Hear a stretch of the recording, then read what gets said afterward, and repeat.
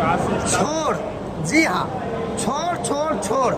आपने सुने होंगे बचपन में और खेले भी होंगे, चिड़िया उड़, कौवा उड़, मैना उड़। इस तरीके से आज मैं जिस छोड़ की बात कर रहा हूँ, यह छोड़ जमीन छोड़, घर छोड़ नहीं, रिश्तेदार छोड़ नहीं, आजसू पार्टी का छोड़, आजाद समाज पार्टी में जुड़।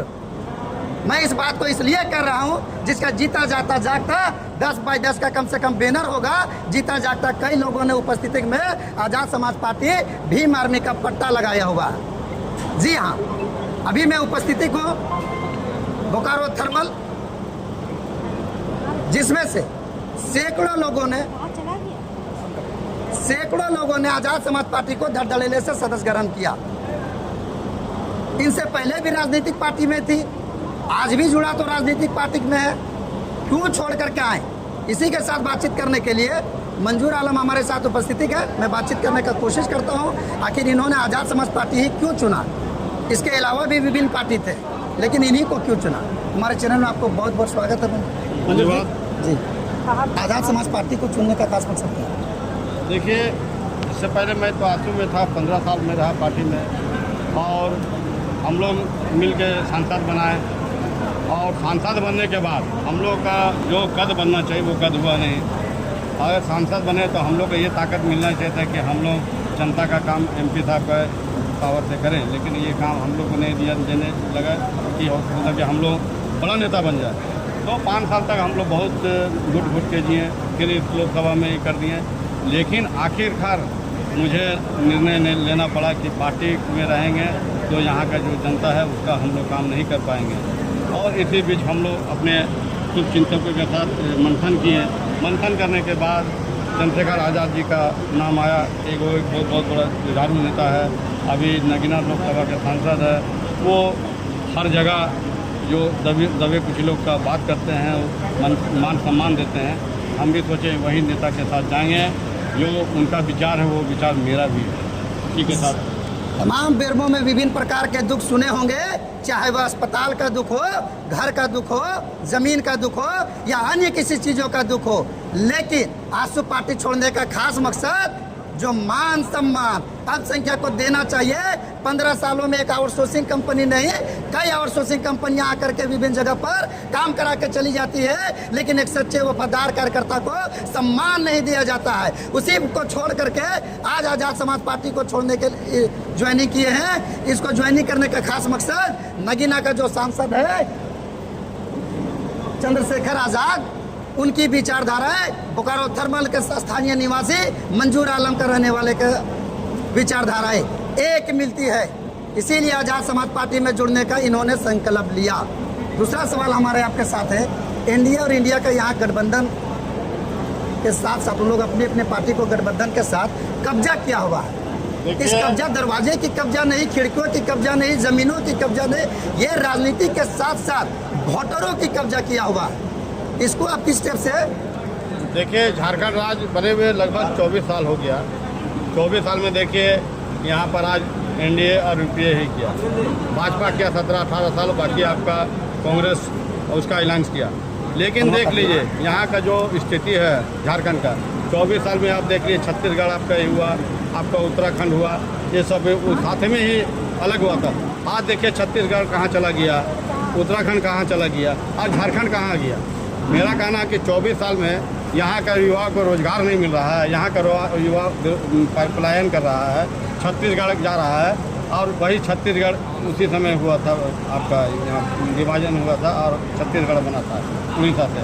वो कितना आगे और हम लोग कितना पीछे, क्योंकि इसलिए कि यहाँ का नेता सिर्फ लूटने का काम किया है, जनता का काम नहीं किया है। वर्तमान सरकार कहती है मैं गांव की सरकार हूँ, अपना सरकार हूँ, हमदर्द की सरकार हूँ, आदिवासियों की सरकार हूँ, हमदर्दों की सरकार हूँ।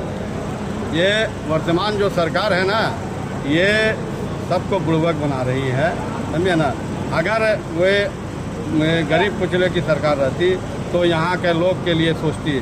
यहाँ का भी झारखंड सरकार जो है 75% का ये किया है, यहाँ के लोग को 75% और स्थानीय जहाँ भी रोजगार है सरकारी ये है वहाँ पर रोजगार दिया जाएगा। आप देखें ना, यहाँ के लोग को क्या 75% रोजगार मिल रहा है? नहीं, यहाँ के लोग को 75% रोजगार नहीं मिल रहा है। जब कोई कंपनी आती है, आउटसोर्सिंग आती है या प्लांट आता है, बाहर से आदमी उसका आ जाता है, भर जाता है। और यहाँ के लोग जब आंदोलन करने के लिए जाते हैं तो उसको केस मुकदमे में फंसा दिया जाता है और आपका प्रशासनिक आपको टॉर्चरिंग किया जाता है, समझिए ना।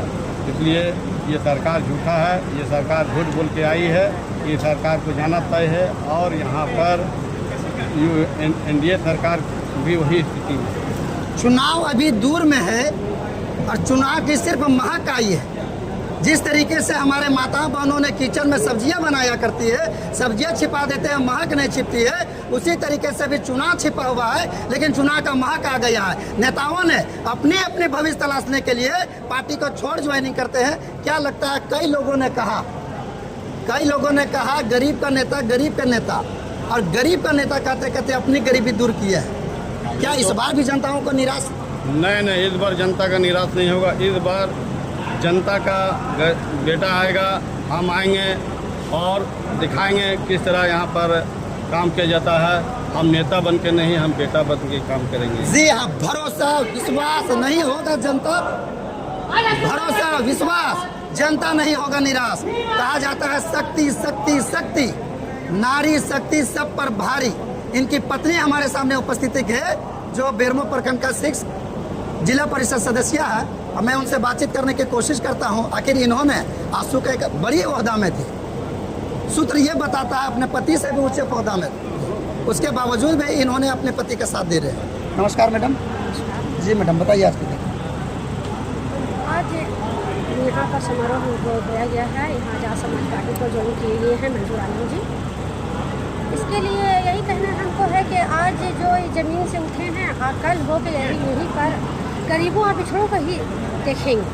और ये देखते आ रहे हैं 15 साल से। 15 साल से ये आजसू पार्टी का प्रखंड अध्यक्ष थे। यहाँ पर भी जो काम करने के लिए ठान लेते थे वो उतना काम करते थे, लेकिन जो हमारी आजसू पार्टी के जो सांसद है माननीय सांसद चंद्र प्रकाश जी, कभी भी मंजूर आलम जी को जो देना चाहिए उसको वो दिए नहीं, हर वक्त निगलेक्ट करके चले। हम 15 साल से इसकी धर्मपत्नी हम हूँ, हर वक्त हम यही हमको एहसास लगा कि आज जो नेता बनते हैं कल वो कहाँ पहुँच जाते हैं। लेकिन हमारे हस्बैंड मंजूर आलम जी 15 साल से हम देख रहे हैं कि रोज़ काम के लिए खुसरो जा रहे हैं, बैरमो जा रहे हैं, रांची जा रहे हैं, समझे जहाँ जहाँ उसको बुलाया जाता है वहाँ जाने के लिए हर वक्त वो तैयार रहते हैं। अपना खर्चा से अपना 10-10 गाड़ी निकल रहे हैं, 100 आदमी को तैयार कर रहे हैं, उसके खाना पीना के लिए पूरा उठा रहे हैं। कभी नहीं माननीय जी से या उसे करता धरता से कभी नहीं हाथ फैलाएं कि हाँ आप उसको दीजिए। आरोप प्रत्यारोप, चाहे नौजवान हो बुजुर्ग हो, किसी भी प्रति कई मंचों के माध्यम से आरोप प्रत्यारोप सुनने को मौका मिलता है।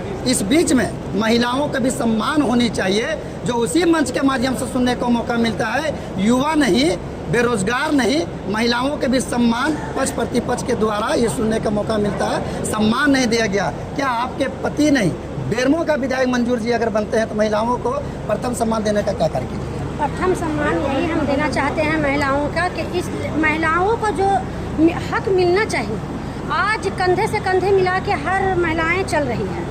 आज हम अपने महिलाओं के लिए डीबीसी के जो मेन चेयरमैन है उससे हम लड़ाई प्रस्ताव रखेंगे कि हम लोग महिलाओं को लिए ये मिलना चाहिए।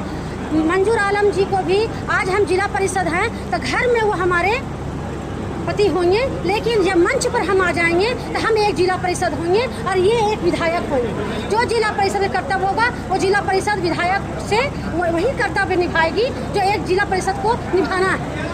हम ये नहीं देखेंगे कि ये एक हमारे कौन है और नहीं है, ये एक विधायक है। ये एक विधायक से जो मांग करना चाहिए वही विधायक के मांग करेंगे। बस दहलीज के अगर हम घर गए तो वो हमारे लिए हमारे हस्बैंड हमारे पति हो जाएंगे, और जब हम दोनों अपने काम के लिए बाहर निकलेंगे ये एक विधायक हो जाएंगे और हम एक जिला परिषद हो जाएंगे। इसलिए बोकारो थर्मल का जो भी प्रॉब्लम होगा हम विधायक सर के सामने रखेंगे और वो प्रॉब्लम का समाधान उसे करना होगा। रिश्तेदारी हो या हमदर्दी वह मंच में नहीं चलेगी। जी हाँ, मैं नहीं कह रहा हूँ, मुझे कितनी फुर्सत कहाँ भला किसी के बारे में कहने का, या जिला परिषद सदस्य ने कही। घर में पति पत्नी, मंच में मैं जिला परिषद, मेरा पति विधायक। तमाम जानकारी के लिए देखते रहिए जोरदार समाचार। मैं मोहम्मद इश्तियाक अहमद। जय हिंद।